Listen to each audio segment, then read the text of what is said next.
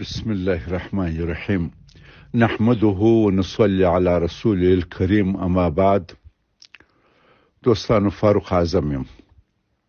نن سه شنبه څلورمه د تلې 1402 شمسي ماپښین د بهرنیو چارو په وزارت کې د ډیپلوماسۍ د ریاست مېلمه وم.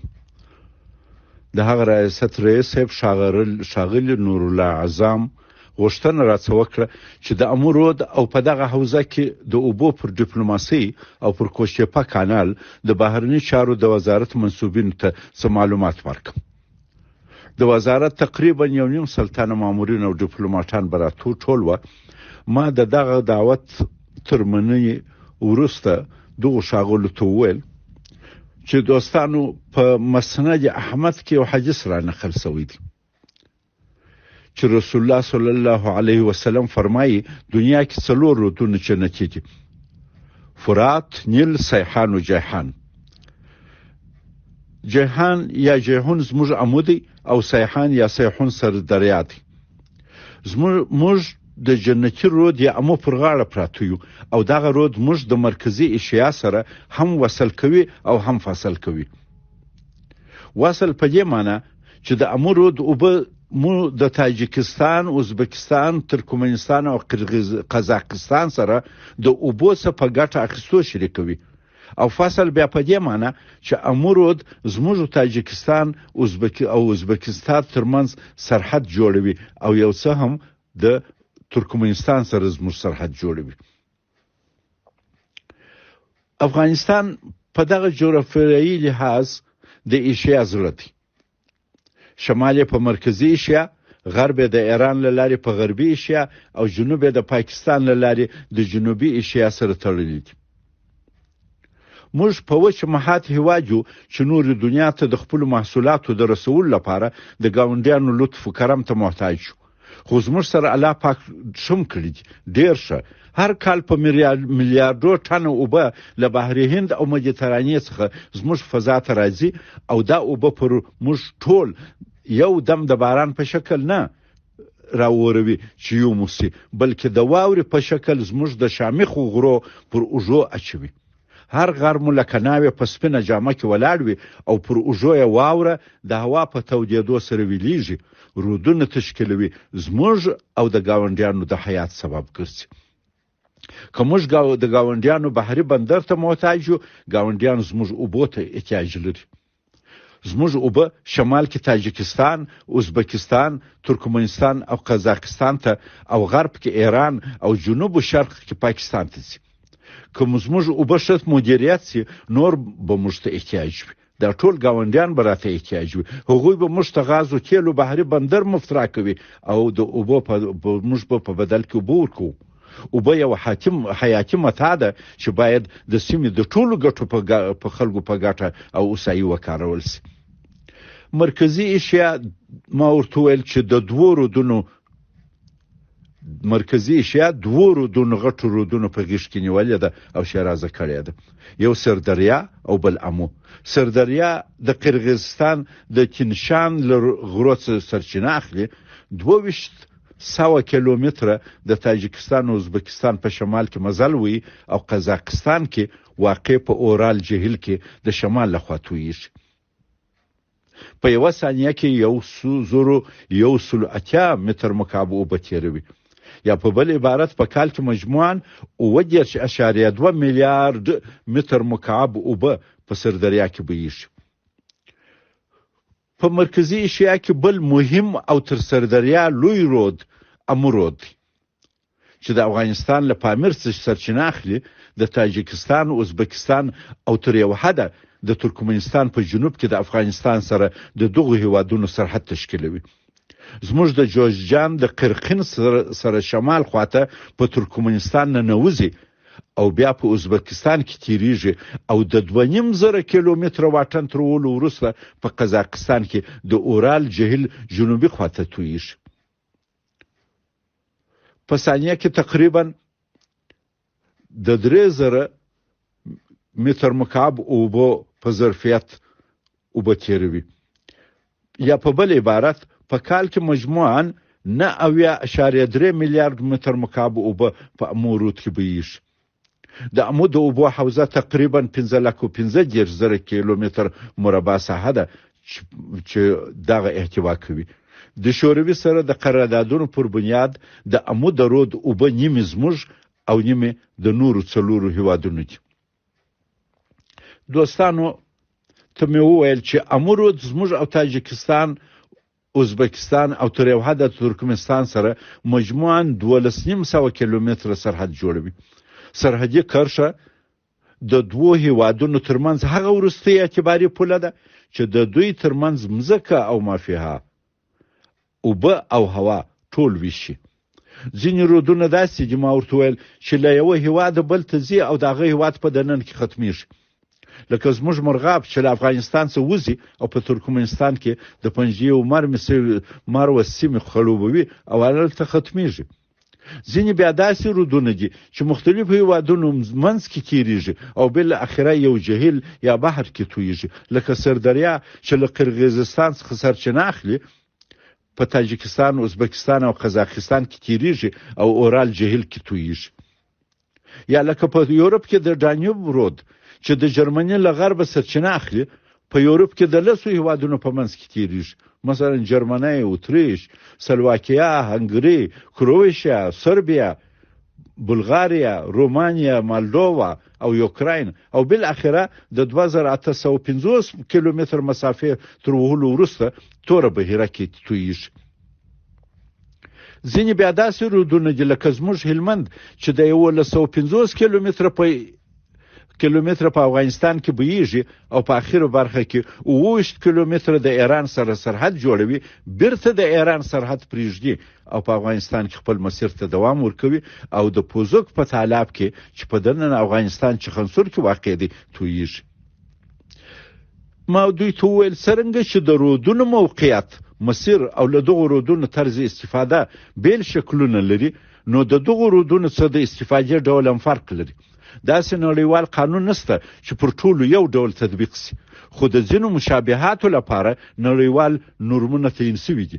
دغو متفاوتو حالاتو د اوبو علم، د اوبو پر استفاده د مذاکراتو تکتیکونه او د اوبو ډیپلوماسي ډیره مهمه کړې ده. د امرود په مورید کې زموږ او اتحادیه شوروي ترمنځ څو تړونونه شته. د روسانو لخوا په 1815 کې د پنجې تر اشغال وروسته، په 1808 کې د انګلیس او روس لخوا د هرات د ذوالفقار له دانې بیا د بدخشان تر زرکول پورې سرحد تعیین شو. په 28 فبروري 1921 کې چې د امان الله خان دوران و، افغانستان او شوروي اتحاد یو او بل په موجود سرحداتو په رسمیت وپیژندل. دوهم تړون هم د امان الله خان په وخت کې په 1 اگست 1916 کې وشو چې د افغانستان بی‌طرفي او عدم مداخلت او په هیڅ نظامی سازمان کې د یو بل خلاف نه شامل و. په 24 جون 1911 میلادي کې د نادرشاه په وختو کې د عدم مداخلت تړون لاسلیک شو. د امو د رود د سرحد او اوبو په مورید کې په 14 جون 1946 کې د شوروي او افغانستان ترمنځ یو قرارداد لاسلیک شو چې د رود د مابین تل د دواړو هیوادونو سرحد دی. همداراز تړون د سرحدي علایمو او امو رود کې د جزیرو پر ویش خبرې کړې دي. څرنګه چې د امو رود منځ سرحد دی، نو دغه اوبه او پر هغه فضا ټول سرحد. پس د امو د رود اوبه زموږ او د شوروي ترمنځ او اوس زموږ او د شوروي د وارثانو ترمنځ مناسبه دي. یعنی 50% د امو د رود اوبه زموږ او متبقي 50% زموږ د شمالي ګاونډیانو دي.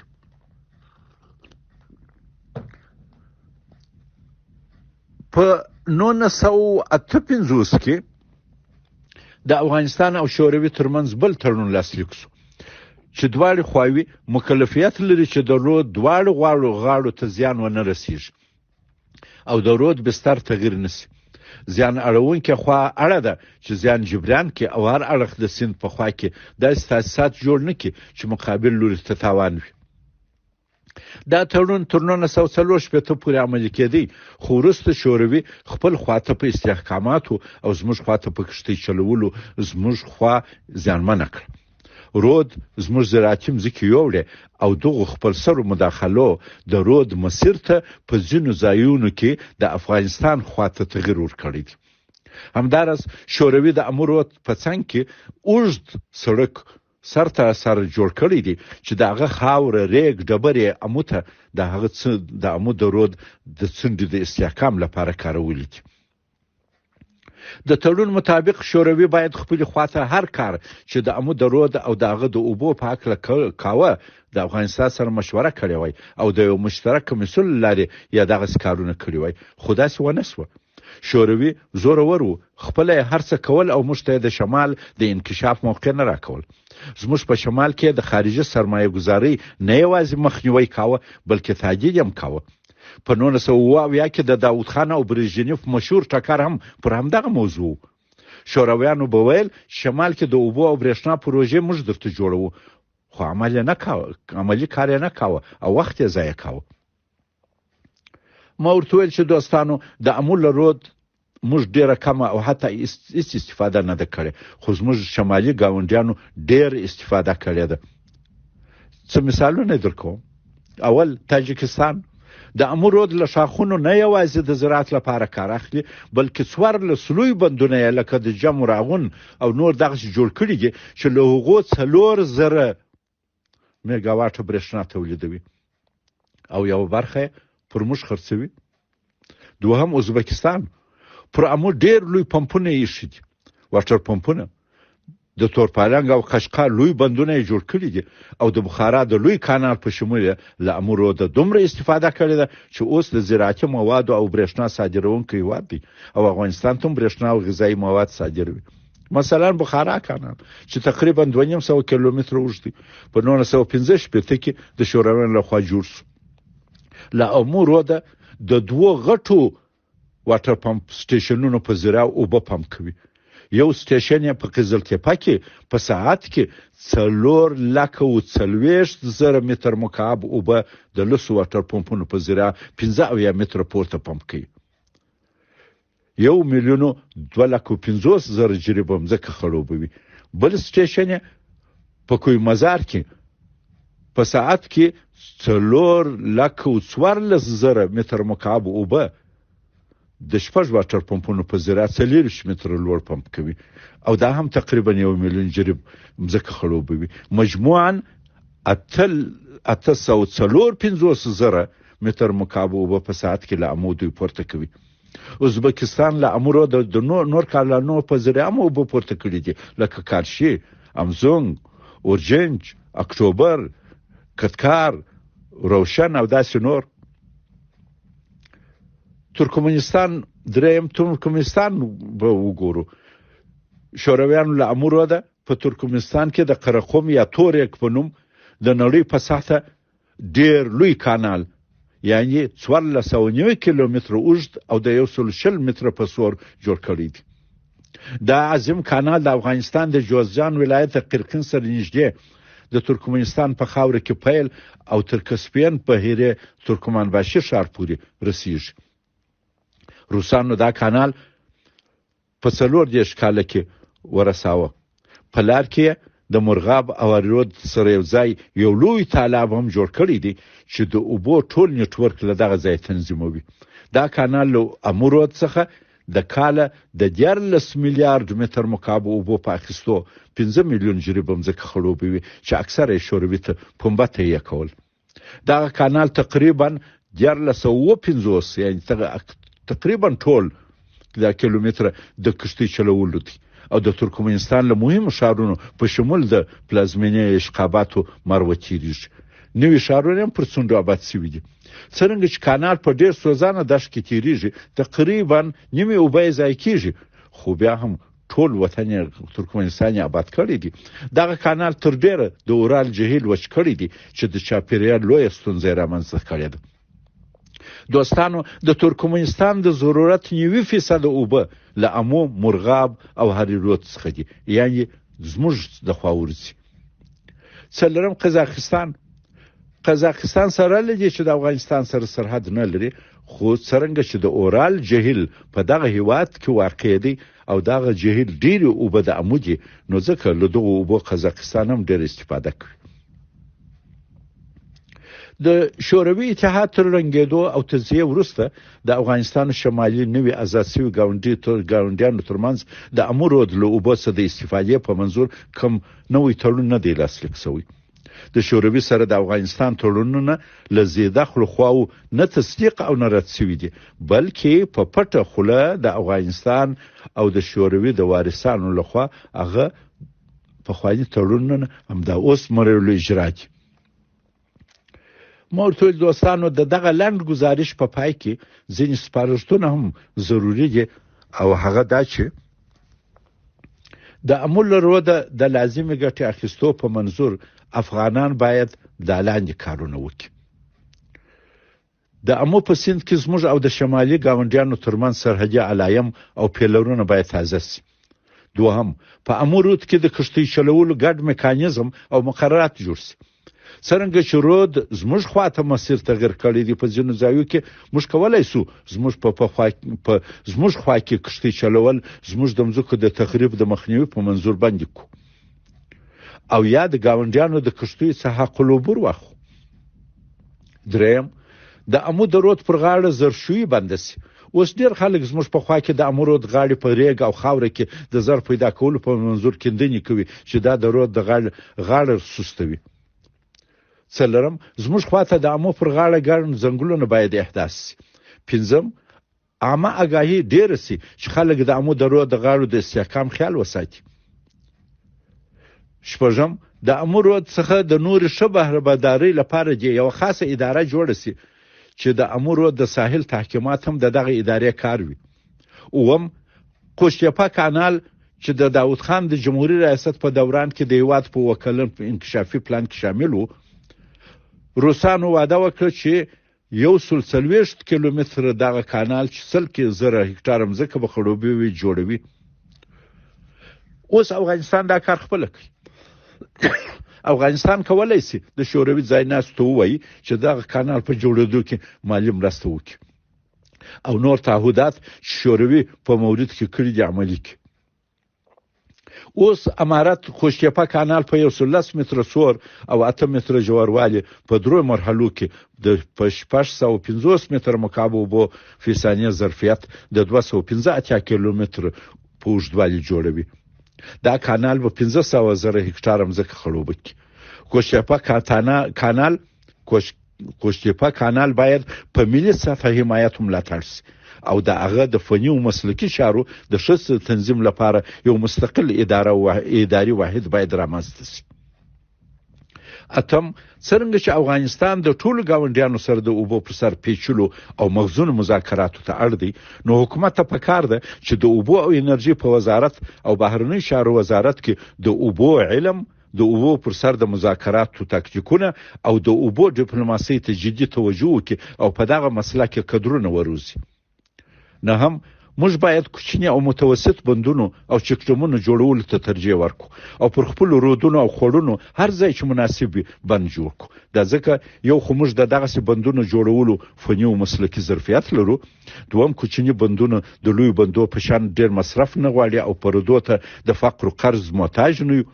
دریم، مدیریت او حفظ مراقبت یې نسبت لوی بندونو ته اسانه او ارزانه دي او ډېره مهمه ده چې د چکډمونو، کوچنیو او متوسطو بندونو پر جوړېدو د ګاونډیانو اساسیات هم نه راپارول کیږي. لسم، څرنګه چې افغانستان یو کوچنی او کمزور هیواد او د شوروي اتحاد سره جنجال نه غوښتي، هیڅکله موږ د امو رود څخه د استفادې موضوع جدي نه ده نیولې او شورویانو هم نه پرېښودلو چې شمال کې د اوبو په ارتباط لوی کارونه وکړو. زموږ ټولو توجه ایران ته و، پاکستان ته هم ډېر نه. دا ځکه اوسنی پاکستان 80 کاله پخوا نه و. دلته انګلیس و چې زموږ حاکمانو هغه نه خفه کاوه او بیا وروسته پاکستان جوړ شو چې بیا هم هلته انګلیس د سینټو په شکل پروت. همدا سبب دی چې موږ یوازې د ایران سره د هلمند درو د اوبو پر سر یو رسمي تړون لرو. موږ حتی د امو درو د اوبو څخه د استفادې لپاره عامه پوهاوی او نړیوال لابي هم هیڅ وخت نه ده کړې. پخوا شوروي وو، د هغه له ویرې مو نه کول. د شوروي تر ماتېدو وروسته په افغانستان کې جنګونه وه. موږ د وطن آبادولو ته خلاص نه وو. تیر 20 کاله چې په افغانستان کې امریکا نظامي حضور درلود او پر پښتنو جنگ تحمیل وو، په شمال کې داسې کسان پر قدرت راوستلي وو چې نه یې غوښته د امو له رود داسې استفاده وشي چې سبا یې بیا ګاونډي هېواد ته د تښتې لار بندوي. اوس چې په افغانستان کې امن دی او هیواد مالک پیدا کړی دی، د امارت دنده ده چې د امو رود د اوبو څخه د خپل حق په اندازه د خپل خلکو د وسایل لپاره کار واخلي. د گاونډیانو سره په ګډ کار هم څو سپارښتنه لرم. اول، د امو سیند د ساتنې په برخه کې د ټولو هغو هیوادونو ګډه همکاري پکار ده کوم چې د امو رود اوبو څخه استفاده کوي. دوهم، د شوروي اتحاد سره زموږ د 1946 او 1958 تړونونو مطابق زموږ په خوا کې د امو رود د سواحلو په تحکیم کې باید هغه گاونډیان برخه واخلي. په مورد کې تاجکستان سره په نهمه د حمل د 1988 شمسي کې څه خبرې سوي دي، خو دا تعقیب سي. دریم، د اوبو د ککړتیا د مخنیوي او چاپیریال ساتنې په برخه کې ګډه همکاري ضروري ده. څلورم، د امو په اوبو د شریک هیوادونو باید مربوط هایدرولوژي او مترولوژي او نور اړوند مسلکي معلوماتونه یو د بل سره شریک. زموږ او تاجکستان ترمنځ د هایدرولوژي معلوماتو تبادله یو تړون په 4مه د سمبولې د 1993 رئیس ستا خو بیا بند شوی دی. پنځم، د امو رود د اوبو څخه د ښه استفادې په منظور دغه سیند د ټولې حوزې په سطحه د مسلکي ظرفیتونو د لوړولو، د علمي څېړنو او اطلاعاتو د شریکولو طرحه جوړه او عملي شي. شپږم، د غیر مترقبه حوادثو او غیر متوقع پیښو لکه سیلاب، مځکه ښویېدنه، وچکالي او نور په وړاندې مشترک دریځ او اقدامات وشي. اووم، د ګډ کمیسارانو یو کمیټه جوړه شي چې د سرحد او د رود د اوبو څخه د ښه استفادې په منظور ټول د 1958 د تړون مطابق په ګډه کار وکړي، تړون تطبیق کړي او پیښ مشکلاتو ته پر وخت رسیدګي وشي. او که د اوبو د ښه مدیریت لپاره نور تفاهم لیکونو ته ضرورت وي، هغه وشي. اتم، د امو رود د اوبو څخه د استفادې دواړو غاړو ته د جوړ شوو کانالونو او تاسیساتو کتل او راتلونکي کې د استفادې ښه میکانیزم ورته جوړول ضرور دي. باید وکتل شي چې زموږ ګاونډیانو څومره کانالونه په کوم ظرفیت جوړ کړي دي او موږ څومره باید جوړ کړو. نه هم هر خوا خپل خواته د کبانو د نیولو او مالدارۍ ساتلو حق تنظیم کړي. لسم، شوروي اتحاد او اوسنی روسیه باید د امو د سیندیزې حوزې په باره کې چې کوم فني او مسلکي معلومات د امو سیند دواړو غاړو ته لري زموږ سره باید شریک. دا زما یو مختصر عرض چې دوستانو ته مې وکړ. والسلام علیکم ورحمت الله وبرکاته.